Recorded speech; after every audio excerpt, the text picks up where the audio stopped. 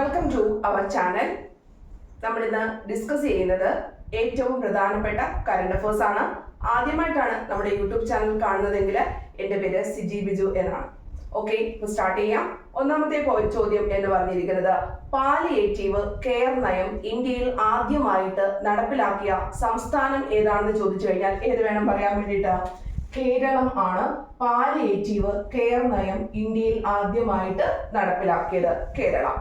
രണ്ടാമത്തെ ചോദ്യം, ഭാഷ, സാഹിത്യ, സാംസ്കാരികവുമായി ബന്ധപ്പെട്ട ഒരു മ്യൂസിയം അടുത്തിടെ നിലവിൽ വന്നു കേരളത്തില്.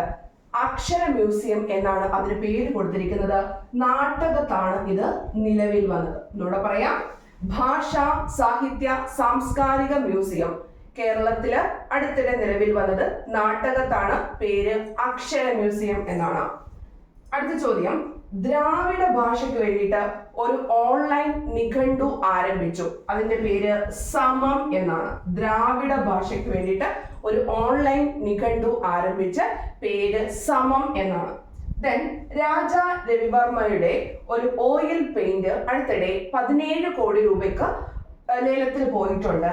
ഏത് ഓയിൽ പെയിന്റ് എന്ന് ചോദിച്ചു കഴിഞ്ഞാൽ മോഹിനി എന്ന കാര്യം പഠിച്ചു നോക്കുക. ഏതാണ്?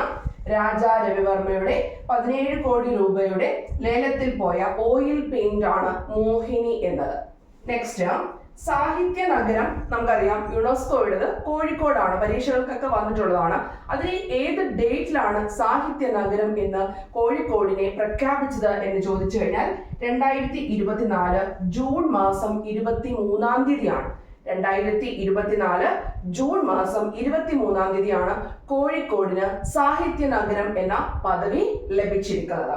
ദെൻ അടുത്ത ചോദ്യം, മറൈൻ ഓഷ്യാനേറിയം നിലവിൽ വന്നിരിക്കുന്നത് കേരളത്തിൽ ആദ്യമായിട്ട് എവിടെയാണ്? കൊല്ലം ജില്ലയിലാണ്. മറൈൻ ഓഷ്യാനേറിയം നിലവിൽ വന്നത് കൊല്ലം ജില്ലയിലാണെന്ന കാര്യം ഓർത്ത് വെച്ചേക്കാം. അടുത്ത പോയിന്റ്, ഫ്രഷ് ബൈറ്റ്സ് എന്നത് കുടുംബശ്രീയുടെ ഒരു ബ്രാൻഡ് നെയിം ആണ്. എന്തിനാണ് എന്ന് ചോദിച്ചു കഴിഞ്ഞാൽ ശർക്കര വരട്ടി, ഉപ്പേരി തുടങ്ങിയവ വിൽക്കുന്നതിന് വേണ്ടിയിട്ടുള്ള കുടുംബശ്രീയുടെ ബ്രാൻഡ് നെയിം ആണ് ഫ്രഷ് ബൈറ്റ്സ് എന്നത്. Fresh Bites. അടുത്തത്, ഡിജിറ്റൽ സാക്ഷരതാ നഗരമായിട്ട് കേരളത്തിൽ അടുത്തിടെ പ്രഖ്യാപിച്ചത് മൂവാറ്റുപുഴയാണ്. ഡിജിറ്റൽ സാക്ഷരതാ നഗരമായിട്ട് പ്രഖ്യാപിച്ചത് ഏതിനെയാണ്? മൂവാറ്റുപുഴയാണ്. ഇനി നമുക്കറിയാം ഹരിതകർമ്മ സേനയുടെ അവരുടെ പ്രവർത്തനങ്ങളൊക്കെ അറിയാൻ വേണ്ടിയിട്ടുള്ള ആപ്പിന് പറയുന്ന പേരാണ് ഹരിതമിത്രം ആപ്പ്. ഏതാപ്പാണ്? ഹരിതമിത്രം ആപ്പാണ്.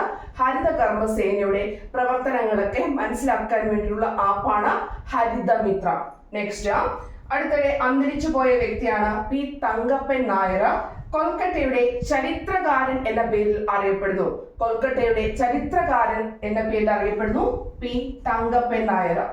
അടുത്തത്, പോഡ, PODA എന്നത് ഒരു ലഹരി വിരുദ്ധ പദ്ധതിയാണ്. പോഡ എന്നത് ഒരു ലഹരി വിരുദ്ധ പദ്ധതി ആണ്.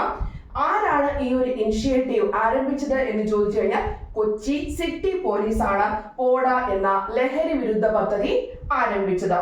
അടുത്തത് 18ാമത്തെ കേരള ലോക്സഭയുടെ ലോക്സഭ ഇലക്ഷനകത്ത് കേരളത്തിലെ ഇലക്ഷൻ നടന്നത് 18ാമത്തെ ലോക്സഭയുടെ കേരളത്തിലുള്ള ഇലക്ഷൻ നടന്നത് ഏപ്രിൽ മാസം 26-ാം തീയതിയാണ്. ഏപ്രിൽ മാസം 26, 2024. ഡേറ്റ് നന്നായിട്ട് ഓർത്ത് വെച്ചേക്കണം. ആ ഒരു ടൈപ്പ് ഓഫ് ക്വസ്റ്റ്യൻസ് ഒക്കെ വരുന്നുണ്ട്. ഇപ്പൊ 2024 ഏപ്രിൽ മാസം 26-നാണ് കേരളത്തിലെ ലോക്സഭാ ഇലക്ഷൻ നടന്നത്. ഇനി മയൂരശിഖ ജീവിതം, അനുഭവം, അറിവ് എന്ന ആത്മകഥ MS വല്യത്താൻ്റെതാണ്. എന്താണ്? മയൂരശിഖ ജീവിതം, അനുഭവം, അറിവ് എന്നത് ആരുടെ ആത്മകഥയാണ്? MS വല്യത്താൻ്റെതാണ്. അദ്ദേഹവും 2024 അന്തരിച്ചിട്ടുണ്ട്. അപ്പൊ അദ്ദേഹം ഒരു ഹൃദയ ശസ്ത്രക്രിയാ വിദഗ്ധനായിരുന്നു. MS വല്യത്താൻ. അദ്ദേഹത്തിന്റെ ആത്മകഥയാണ് മയൂരശിഖ ജീവിതം, അനുഭവം, അറിവ് എന്നത്. അപ്പൊ ഇത്രയും പോയിന്റ്സ് നിങ്ങൾ നോട്ട് ചെയ്ത് വെച്ച് പഠിക്കാം. അടുത്തൊരു വീഡിയോ ആയിട്ട് ഉടനെ തന്നെ കാണാം. അപ്പം പുതിയ സ്റ്റുഡൻസ് ഉണ്ടെങ്കിൽ ചാനൽ സബ്സ്ക്രൈബ് ചെയ്യാതെ കാണുവാണെങ്കിൽ തീർച്ചയായിട്ടും സബ്സ്ക്രൈബ് ചെയ്യുക. വീഡിയോ ഇഷ്ടമായെങ്കിൽ തീർച്ചയായിട്ടും ഒരു ലൈക്കും കൂടെ തരിക. എല്ലാവർക്കും all the very best. Thank you.